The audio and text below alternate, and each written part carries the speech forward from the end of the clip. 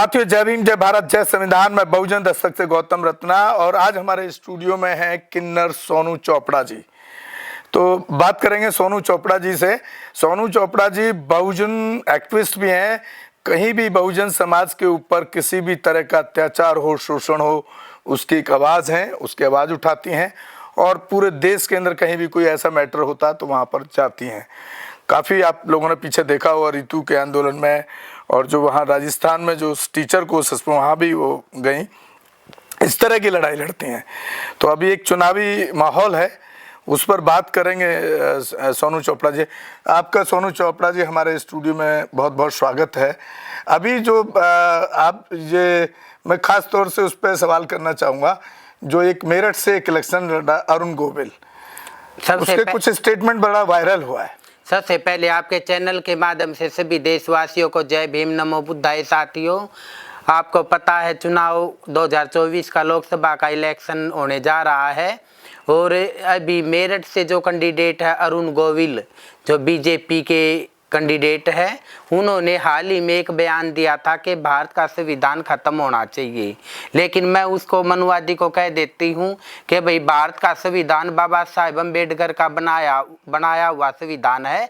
अगर देश में ये संविधान खत्म हो गया तो बेटा दोबारा से भीमा कोरेगांव की लड़ाई शुरू हो जाएगी। आप लोग शायद भूल गए जब 500 महारों ने 28,000 पेशवाओं को काटा था। ये पेशवाओं का उदाहरण आप दे रही हैं क्योंकि उस टाइम कानून व्यवस्था थी, भारत की कानून व्यवस्था नहीं थी। तो उस टाइम अंग्रेजों की व्यवस्था थी जिसमें वो लड़ाई हुई, ठीक है। लेकिन अब जो आप देख रहे हैं आज की डेट में, जब कहीं भी कोई प्रदर्शन होता है या कुछ बहुजन समाज के लोग कहीं इस तरह के आंदोलन के लिए निकल के आते हैं, तो एक पुलिस का बड़ा उत्पीड़न और पुलिस उस को फेल कर देती है। तो ये कैसे कर पाएंगे? देखो, अभी हाल ही में यूपी के रामपुर में एक घटना घटी थी।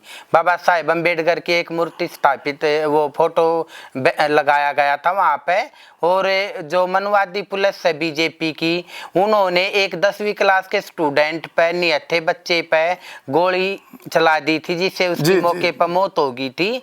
और वहाँ जो बहुजन समाज के साथी इकट्ठा हुए थे तो उन पर भी लाठीचार्ज पुलिस के द्वारा किया गया था। इस जो पुलिस ने दलित समाज पर जो उत्पीड़न किया गया और उसको दबाने का काम मनुवादी सरकार ने किया गया था। मैं तो ऐसे पुलिस वालों को भाई जो किसी निहत्थे बच्चे पर हमला करे हैं उन पर को फांसी की सजा मिलनी चाहिए। लेकिन यह बीजेपी सरकार है, यहाँ अगर कोई स्टूडेंट हो, कोई अपने हक अधिकार के लिए आवाज़ उठाता, कोई रोजगार के लिए आवाज़ उठाता है, तो ये मनुवादी सरकार उस पर लाठीचार्ज करती है, उसके हक अधिकारों के लिए को दबाने का प्रयास करती है। तो जो महारों ने जो लड़ाई लड़ी थी, आप कैसे लड़ पाएंगे? जब हम इकट्ठा होते हैं कहीं भी तो वहां पर भी ये लोग नहीं करने देते।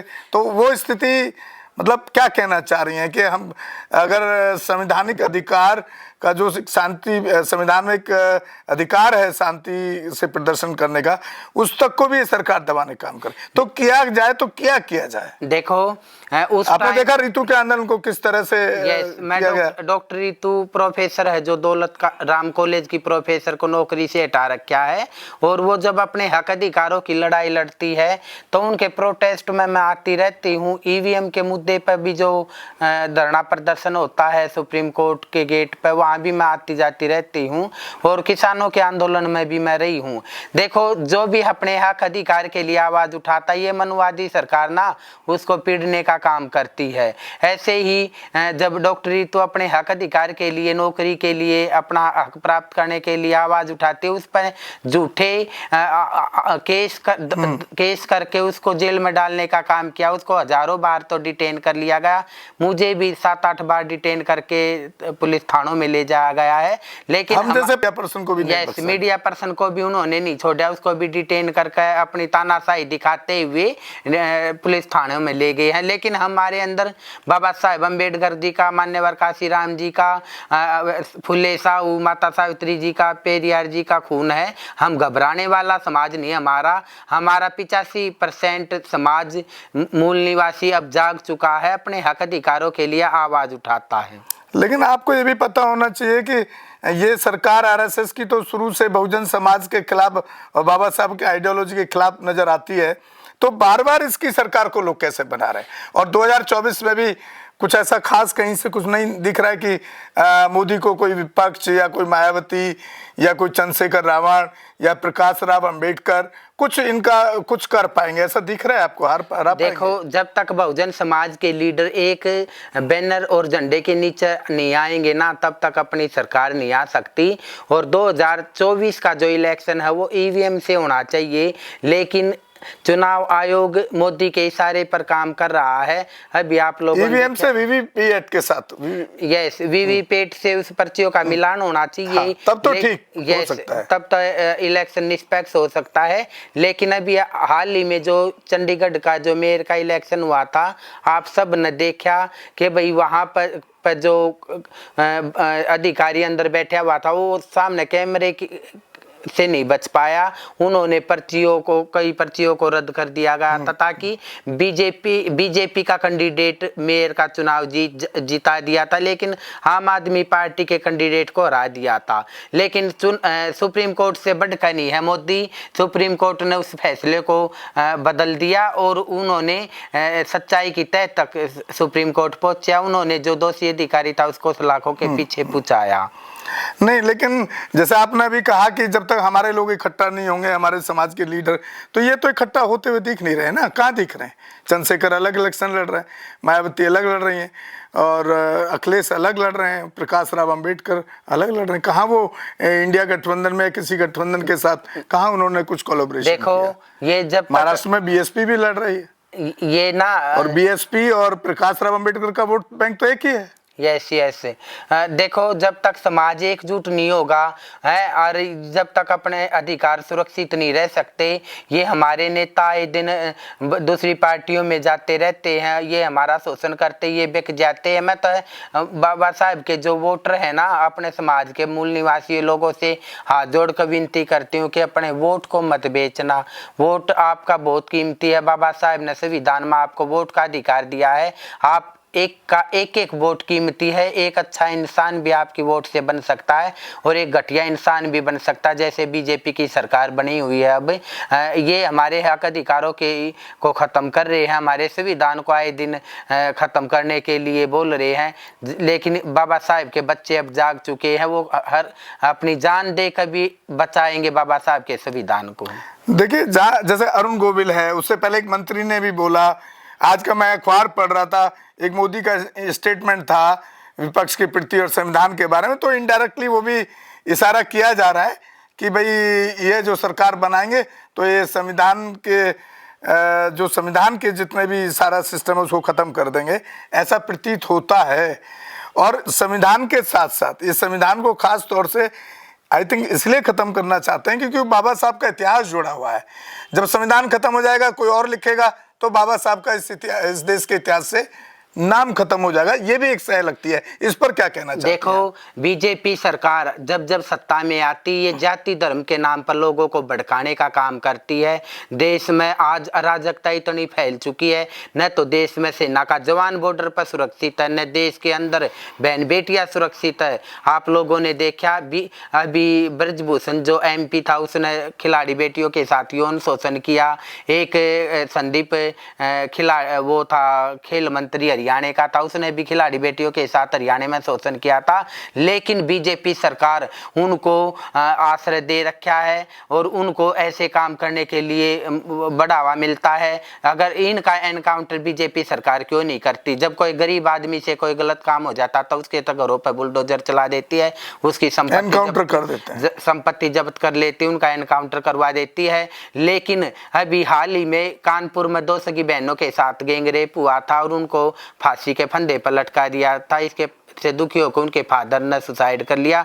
उन बेटियों को 13 मार्च को एक घटना और हुई है इस तरह की। 13 मार्च इसी मार्च 13 मार्च को, जो मैंने अपने चैनल पे भी देखा है। यस, अभी जो घटना घटी है उसके दो वहां पर उस केस में हमने वहां के एसएसपी से भी बात की, सीओ से बात की। यस यस, जो घटना घटी थी आपने वह वीडियो भेजी थी, जी। उसके दोषियों को भी एनकाउंटर होना चाहिए और फांसी के फंदे पर झुलाना चाहिए उनको, ताकि समाज जागरूक हो, बहन बेटियों को अच्छी नजर से देखा जाए। लेकिन बीजेपी के 40 से ज्यादा जो एमपी है वो रेपिस्ट है, और ये रेपिस्ट जो भी गलत काम करता है वो बीजेपी ज्वाइन कर लेता है। एक वॉशिंग मशीन की तरह बीजेपी सरकार है, गलत काम करने वालों को अपने पार्टी में शामिल कर लेती है और उनको एनकाउंटर नहीं हो रहा। आप एक बात बताइए, बहुजन समाज के नेता तो एक जगह है नहीं, तो क्या आप कुछ ऐसा, आप कुछ चुनाव के उसमें जाना चाहेंगी ताकि आप उस आवाज को पार्लियामेंट में उठा पाए? यस, मैं इलेक्शन लड़ना चाहती हूँ 2024 का लोकसभा का। मैं रोहतक लोकसभा से भी मेरे को एक पार्टी का टिकट मिल चुका है और चांदनी चौक से भी 2 जगह से मैं इलेक्शन फाइट करूंगी। और मैं बहुजन समाज के सभी साथियों से विनती करती हूँ कि भैया आज जो माहौल है ना बहुत खराब हो चुका है, न तो हमारी बहन बेटियां सुरक्षित, न हमारी बुजुर्ग माता सुरक्षित, न किसान सुरक्षित है और न जवान सुरक्षित है, और न हमें रोजगार मिल रहा है।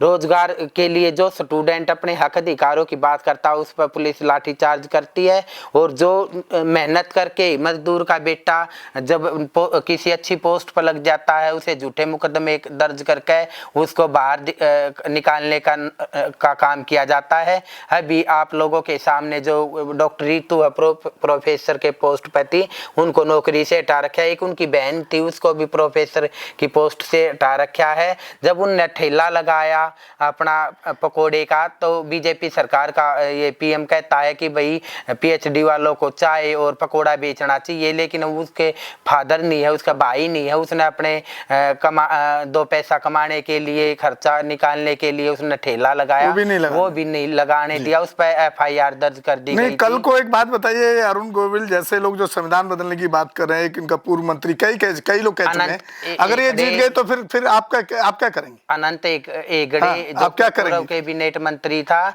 और ये अरुण गोविल मेरठ से बीजेपी का कैंडिडेट। अगर ये जीत गए तो क्या करेंगे? ये जीत गए तो भाई ऐसा मौका जनता क्यों दे के ये जीतता है और संसद में पहुंचे है, जब ये बिना बने हमारे संविधान को खत्म करने की कह रहे हैं। मैं भारत की जनता से रिक्वेस्ट करती हूँ कि आपका वोट बहुत कीमती है, एक दारू के पौवे में और एक आधा लीटर के ठंडे में मत बेको।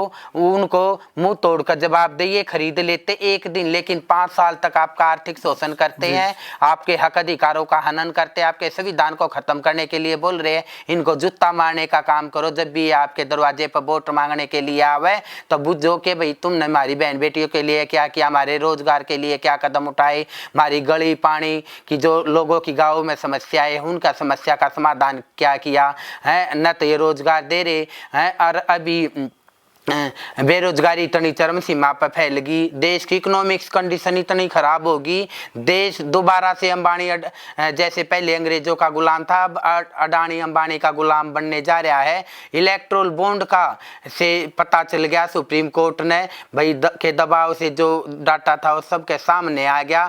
खरबों रुपए का घोटाला होया है। जो नामी कंपनियां थी उनसे इनने दबाव देकर ईडी सीबीआई की रेड करवाकर खरबों रुपए से अपना बैंक बैलेंस भर लिया है, और उसका ये इस्तेमाल इलेक्शन में करते हैं और मंत्री एमएलए एमपीओ को खरीदने में करते हैं। और या जो जनता की वो कर पिया है ना, मैं तो कहती हूँ कि भाई सुप्रीम कोर्ट ने अपने संज्ञान में ये मामला लेना चाहिए। जो गरीब जनता उसमें बांट देना चाहिए, ताकि इससे यूनिवर्सिटी और कॉलेज खुलने चाहिए, मेडिकल कॉलेज खुलने चाहिए, और जो साइंटिस्ट है उनको, जो पीएचडी स्कॉलर, उनको रिसर्च करने का मौका मिले, और इससे देश तरक्की करेगा।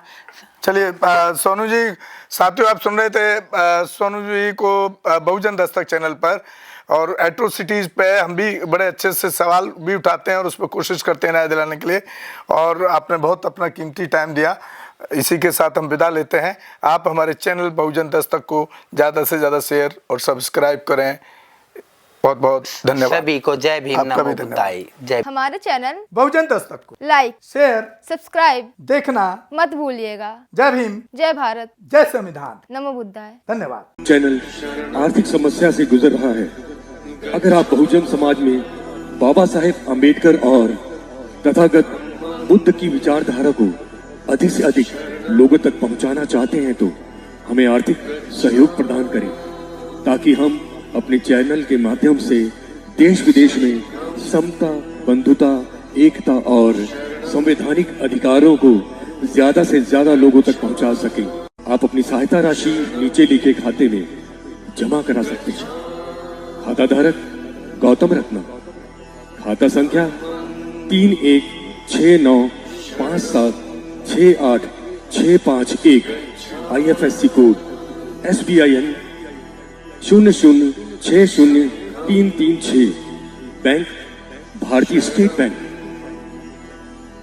आप हमारे बैंक खाते का विवरण स्क्रीन पर भी देख सकते हैं। जय भीम, जय भीम। मैं गौतम रत्ना आपका बहुजन फिल्म प्रोडक्शन में स्वागत करता हूं और आप हमारे प्रोडक्शन हाउस के अंदर अपना कैरियर बना सकते हैं as a film director, as a producer and actor and actress and editor and cinematographer also. अगर आपको फिल्म से रिलेटेड कुछ भी प्रोजेक्ट आपको बनवाना है तो हमारे पास में पूरा सेटअप है, जिसमें फिल्म कैमरा है, शूटिंग लाइट्स है और एडिटिंग है।